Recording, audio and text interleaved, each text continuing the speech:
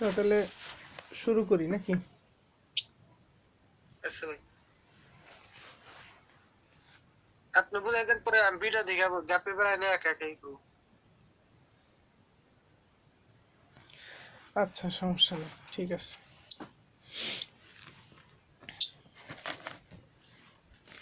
দেখো আজকে তাইলে আমরা, তুমি গতকালকে শিখছো বহুভুজ, আজকে অজীব রেখা। অজীব রেখার জন্য দেখো এই যে আমাদের লাগে কি, লম্ব অক্ষে লাগে ক্রমযোজিত গণসংখ্যা আর ভূমি অক্ষে লাগে শ্রেণীর উচ্চ সীমা, তাই না? জি ভাই, আচ্ছা, আজকে কি ভালো বোঝা যায় না মোটামুটি? বোঝা যাবে আজকে ক্লিয়ার। আচ্ছা, ঠিক আছে। তাহলে আমরা যেই অজীব রেখা আঁকার জন্য যে তথ্য লাগবে সেই তথ্যগুলো আগে নিই। দেখো অজীব রেখা আঁকার জন্য আমাদের তথ্য লাগবে হলো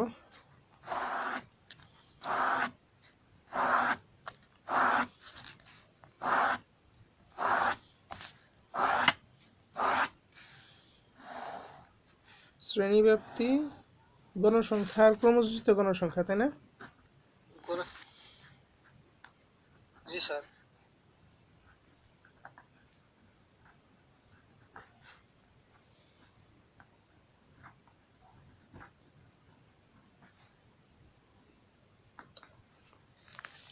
আচ্ছা, শ্রেণী ধরো আমরা 40 থেকে নিই, 40, 49,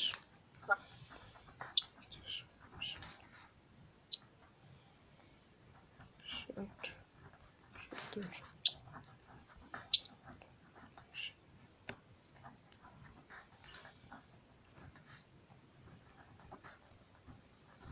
99, এই আমাদের তথ্য। এরপরে গণসংখ্যা নেই।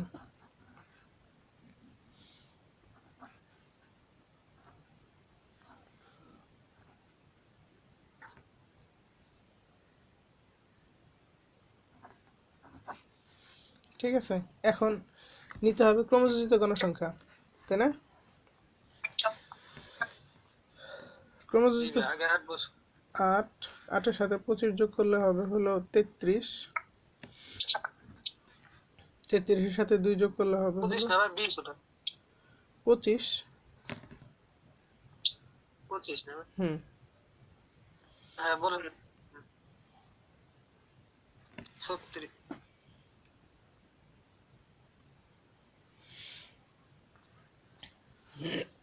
35। এরপরে এটা যোগ করলে হবে 35, এটা যোগ করলে হবে 45, এটা যোগ করলে হবে হলো 48, তাই না? সরি, 58, 60।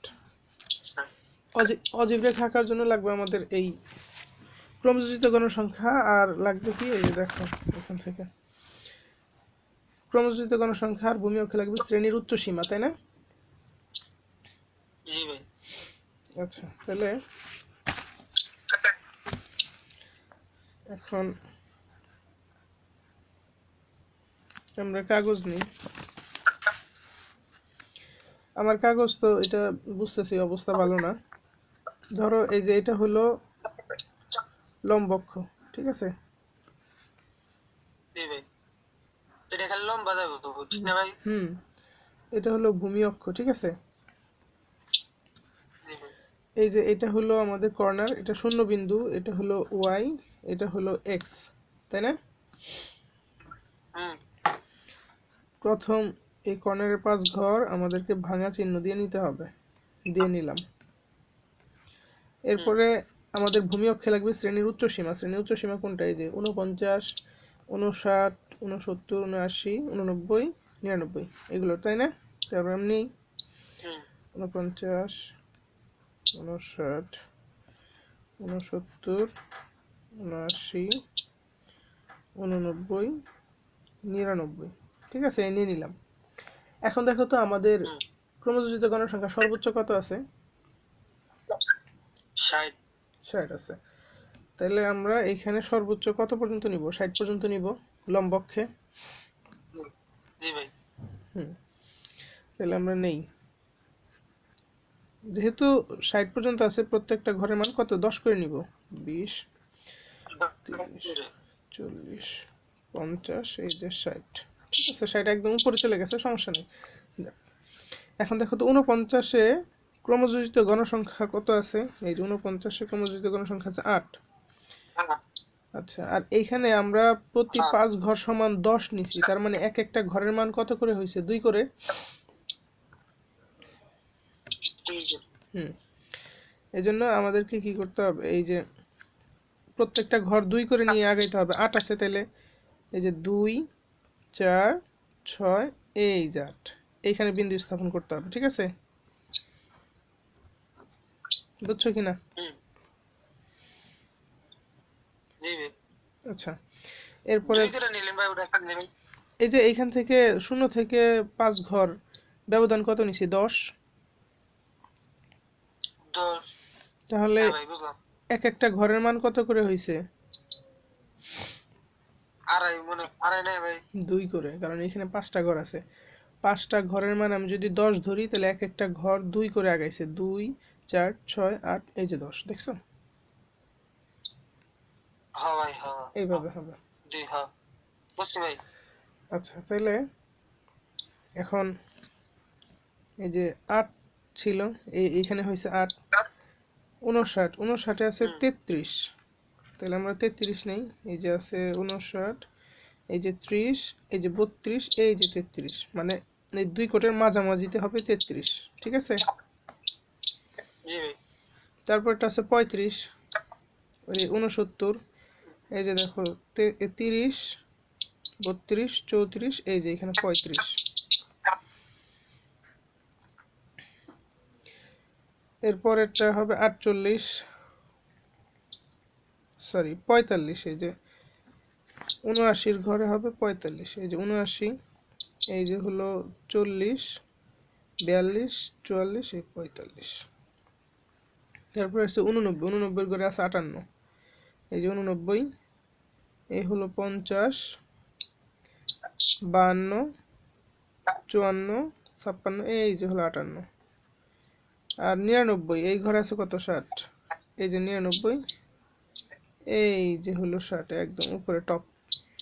ঠিক আছে, এখন জাস্ট বিন্দুগুলো যোগ করে দিতে হবে। এই যে এখানে, এখান থেকে এটা, এখান থেকে এখানে, এখান থেকে এখানে, এখান থেকে এখানে, ও সরি, এখান থেকে এইখানে, এখান থেকে এই যে। হুম হুম, এটা কি বুঝছো? আচ্ছা, এইটা হলো অজীব রেখা। অজীব রেখার জন্য দুইটা তথ্য মনে রাখতে হবে, একটা হলো ভূমি অক্ষে শ্রেণীর উচ্চ সীমা, আর এইখানে হলো ক্রমযোজিত গণসংখ্যা। শেষ, বাচ, এতটুকুই। ঠিক আছে, আচ্ছা, এখন আসল হলো ইয়ে, তোমার কি বলে ওটা, আয়ত লেখো। তোমার গ্রাফ থাকলে, আমার একটা গ্রাফ হইলে ভালো হইতো, আমি গ্রাফটা কিনতে পারিনি।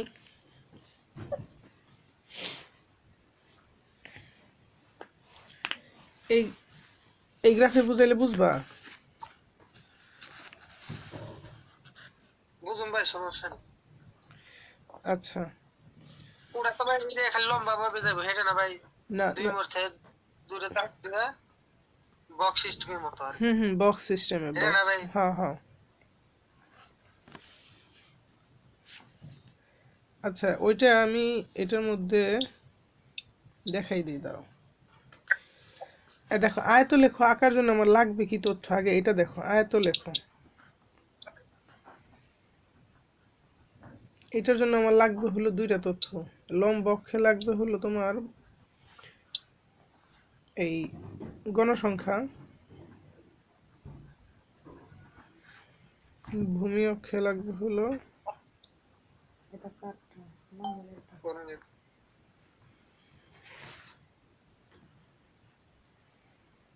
ভূমি অক্ষে লাগবে হলো অবিচ্ছিন্ন শ্রেণীসীমা।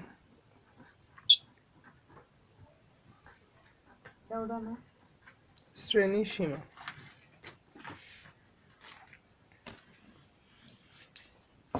এর মধ্যে 5 10 মিনিট পাস না ভাই, এরকম হুম হুম। 55 এখন আসো, এটা কিভাবে করবা?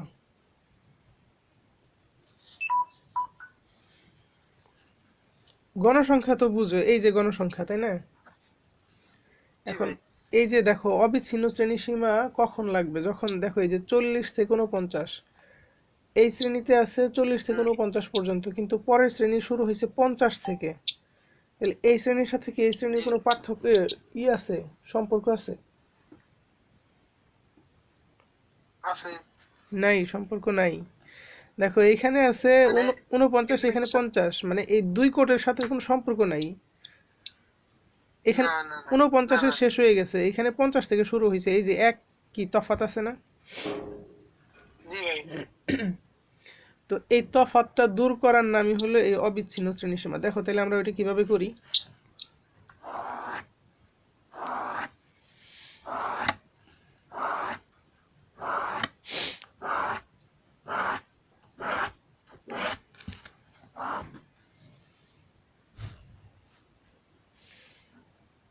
শ্রেণী,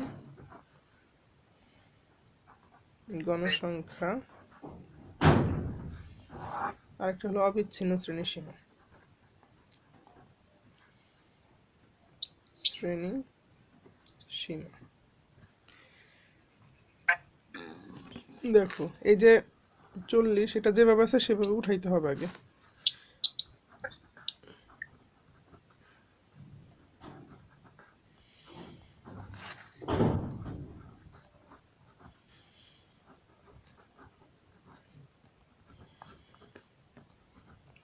এই যে উঠাইলাম, ঠিক আছে।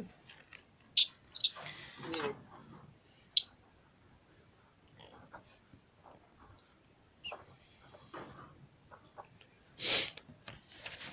এখন আমাদের অবিচ্ছিন্ন শ্রেণী সীমা দেখো, এই যে এইখানে শ্রেণীর নিম্ন সীমা কত আছে, 40, আর এখানে কত আছে, 49।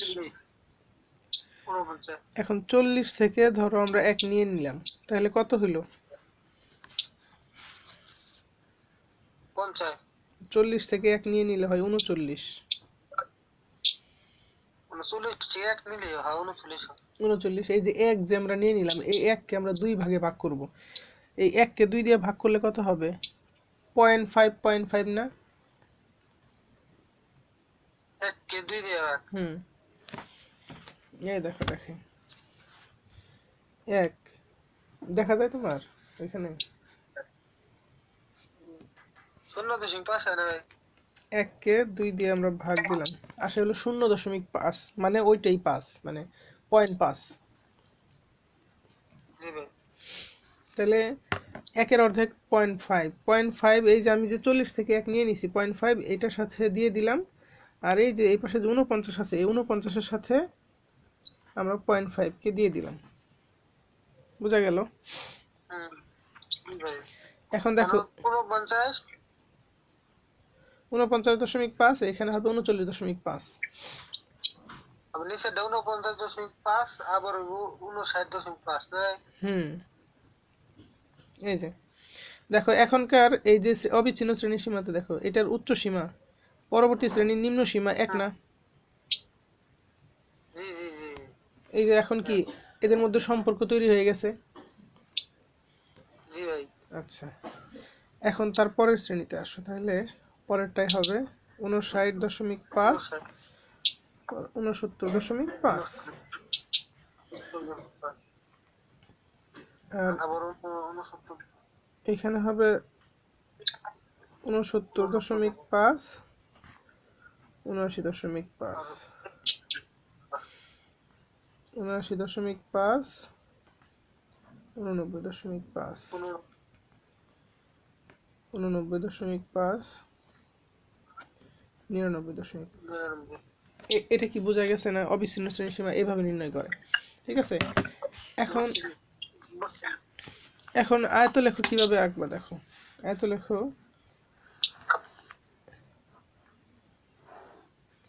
এই যে এটাকে ধরো শূন্য বিন্দু, হুম, তারপরে এই প্রতি, এই যে ধরো এইগুলো হলো 5 ঘর, একটা দুইটা তিনটা চারটা পাঁচটা ছয়টা সাতটা।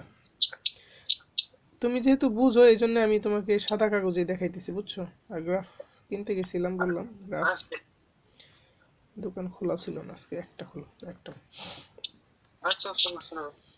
এটা হলো আমাদের এক্স অক্ষ, এটা হলো ওয়াই অক্ষ, তাই না? জি ভাই। হ্যাঁ, আমাদের এই যে এখানে ভাঙা চিহ্ন দিতে হবে, দিলাম।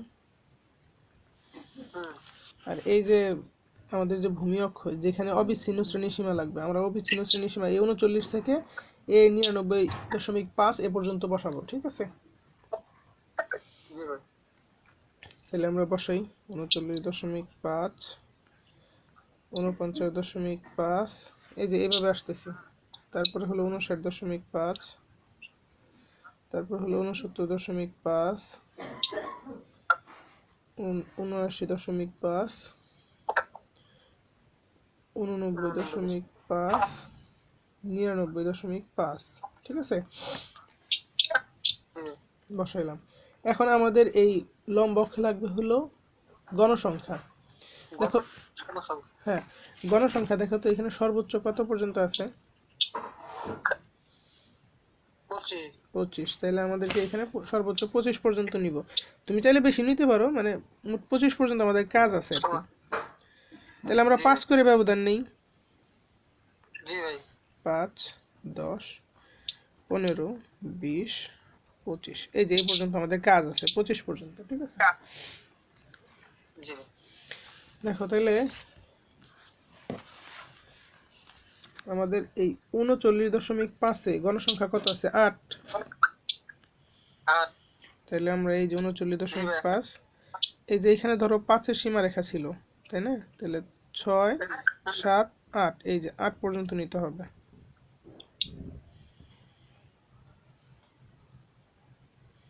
জি ভাই। এই পরেরটা এইভাবে টেনে আবার এইখানে এনে মিলাই দিবা। জি ভাই বুঝছি আমি। তারপরে দেখো 49.5 আছে কত? 25। 25 25 30।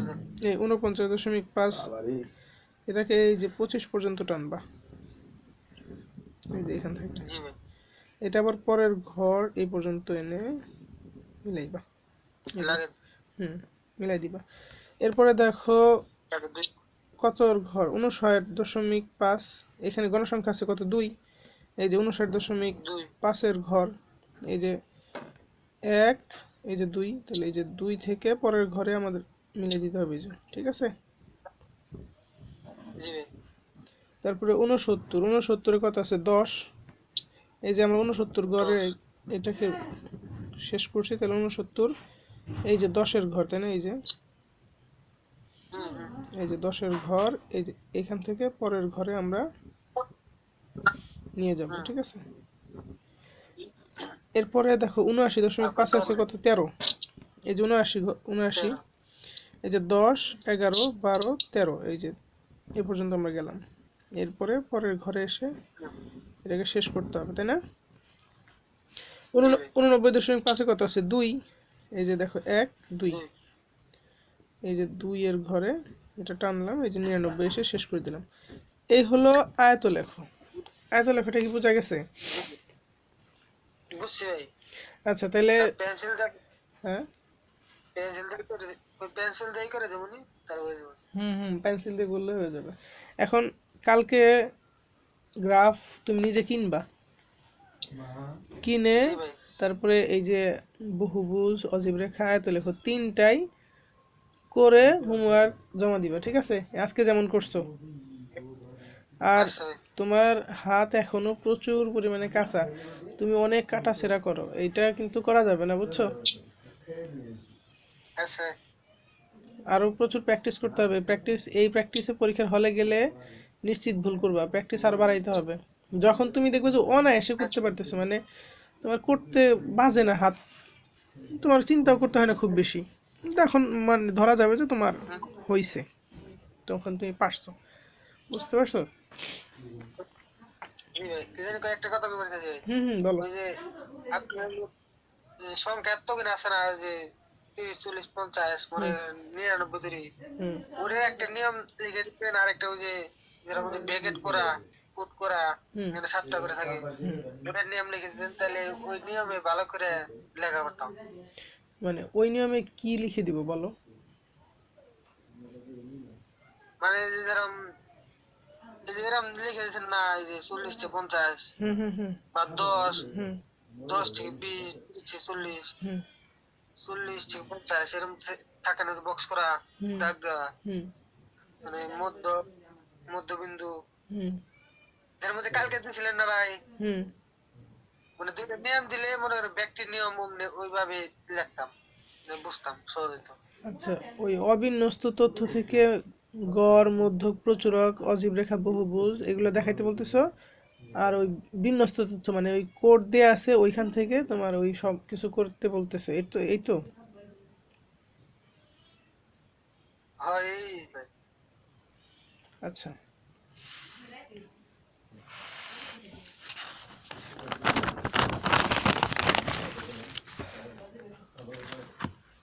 দেখো তথ্য 20, 30, 25, 22, 23, 21, 25, 27, 40, 35। ভাই যে কোনো একটা শিখলে হবে না ভাই? হ্যাঁ হবে, ওই যে কোটালা ওইটা শিখলেই হবে। তবে এটা শিখলে দোষ নাই, কারণ এটাতে এমসিকিউ টাইপের প্রশ্নগুলো সলভ করতে পারবা। আচ্ছা, আচ্ছা। ওটাই তো সবসময় পরিচিত করছেন ভাই, তাই তো জ্ঞান লাগে থাকে। হুম হুম শোনো, তোমার প্র্যাকটিস কিন্তু বাড়াইতে হবে। এই যে তুমি প্রতিদিন যে নিয়মগুলো দেখে যাইতেছো এগুলো কিন্তু ভালো রকমের প্র্যাকটিস করতে হবে। জি ভাই। হুম, দেখো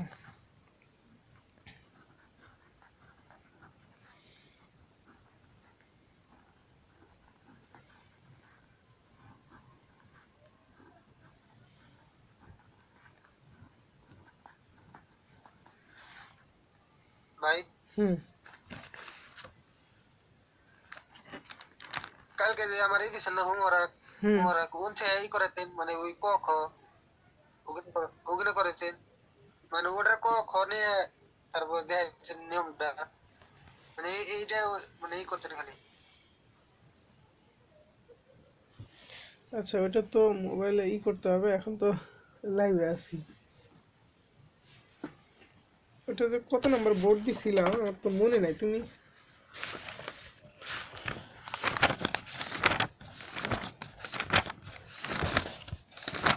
2020 সালের দিনই, 22 সালের দিনই আমার দেখেন, আমি দেখি। দেখো তো এই যে এগুলো কি।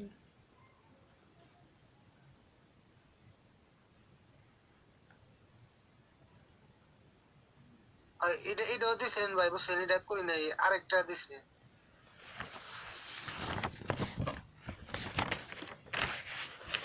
এটা করছিলাম।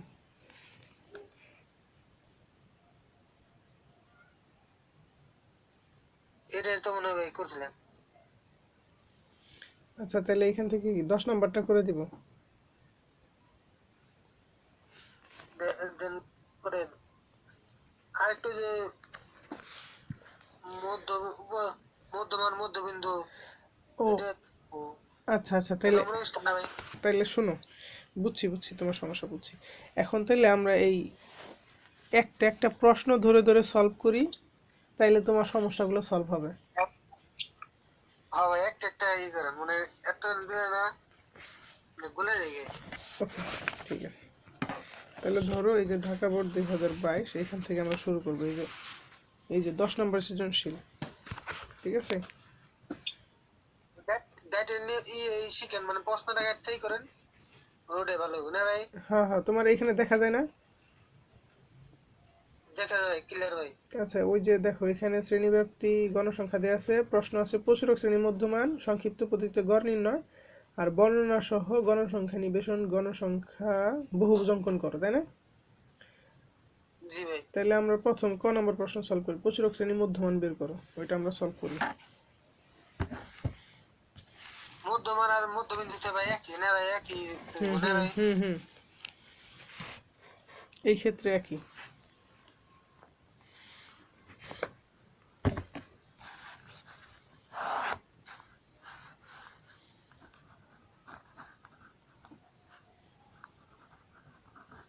সমাধান, দেখো এই যে ঢাকা বোর্ড 2022 এখানে 10 নম্বরের নম্বরের প্রশ্ন করছে যে প্রচুরক শ্রেণী মধ্যমান, এখান থেকে তাইলে আমার সারণী থেকে আগে প্রচুরক শ্রেণী নির্ণয় করতে হবে, তাই না? জি ভাই, জি এই ভাই। এইখানে দেখো প্রচুরক শ্রেণী কোনটা হবে, যেইটাই সব থেকে গণসংখ্যা বেশি আছে ওইটা আমাদের প্রচুরক শ্রেণী। হুম হুম। তাইলে ক নম্বরে আমাদের 18। লিখতে হবে যে এখানে গণসংখ্যা সব থেকে বেশি আছে,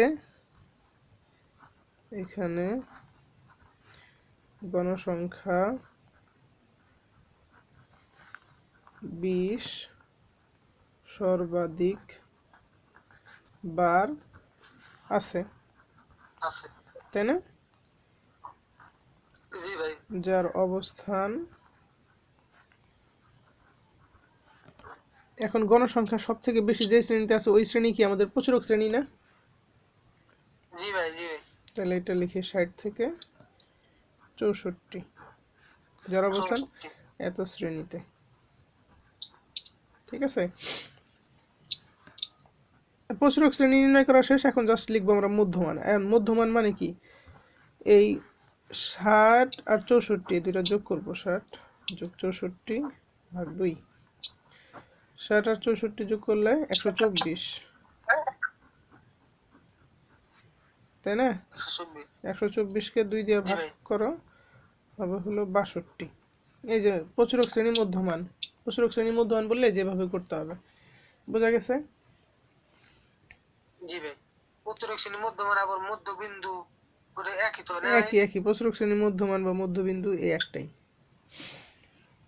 একটাই, তিনটে একটাই মনে না ভাই? হুম হুম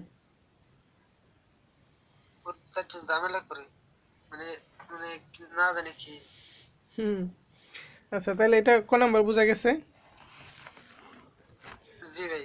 খ নাম্বারে প্রশ্ন করছে সংক্ষিপ্ত পদ্ধতিতে গড় নির্ণয় করো, তাহলে আমরা লিখি খ।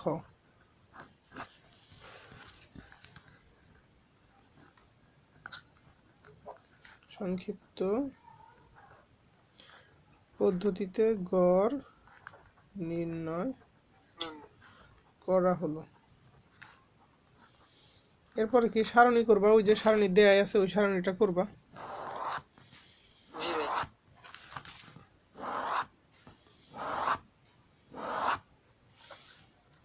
3 4 5 6 7।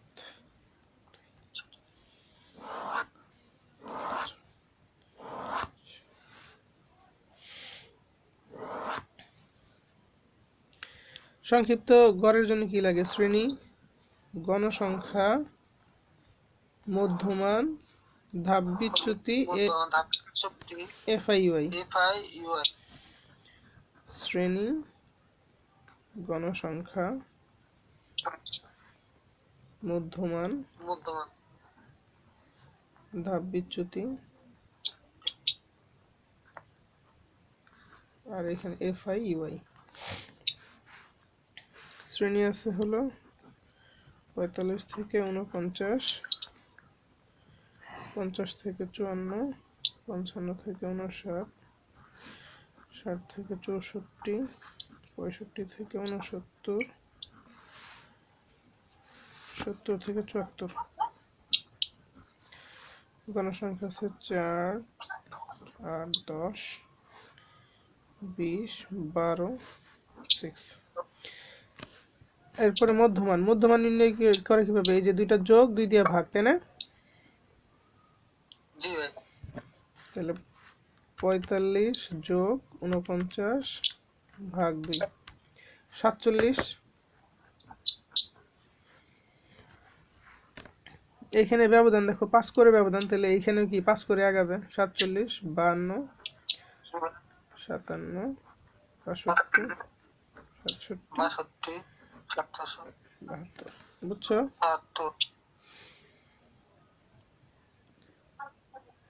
আর এই যে এখানে গণসংখ্যা n সমান, এটা যোগ করতে হবে। দেখো গণসংখ্যা কত আছে, 4, 8, 10, 20, 12, 6। এই যে 60, এটাও যোগ করতে হবে, এই যে 60। এখন দেখো ধাপ বিচ্যুতি, আমার এখানে আমি বলছি যে প্রথমটা আর শেষেরটা এই দুইটা বাদ দিয়ে তুমি যেখানে যেটা ধরবা সেটাই তোমার এর মান আমি এটাকে ধরবো, এই যে এ, ঠিক আছে? তাহলে এটা 0, এখানে 0, উপরের দিকে -1 -2, নিচের দিকে -1 2 3। এটা তো বুঝছো ধাপ বিচ্যুতি?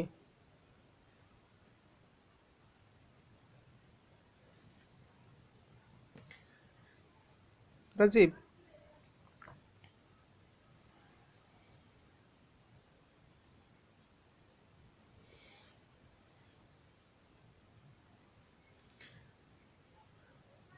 বুঝছো? দেখো তারপরে ধাপ বিচ্যুতি দিয়ে দিয়ে গণসংখ্যা গুণ করব।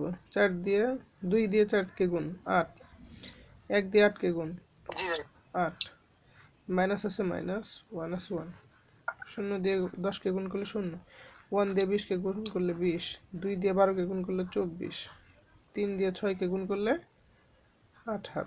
318। এখন বুঝছো? এখন এই দেখো, এই জি ভাই এটা যোগ করার নিয়ম, মাইনাস গুলোকে মাইনাস চিহ্ন দিয়ে যোগ করবা।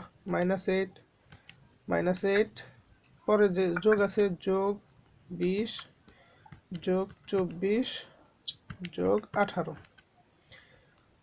এই যে দেখো এইখানে যোগ বিয়োগ করে মানে একাই ওই অ্যান্সার দিয়ে দিছে, হয়েছে 46। জি ভাই এই যে 46 লিখলাম। এখন এটার সূত্র লিখে তারপরে আমাদেরকে কাজ করলেই কাজ শেষ।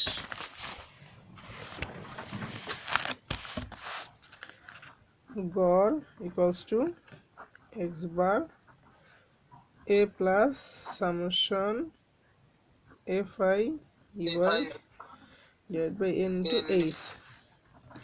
আচ্ছা দেখো তো, আমরা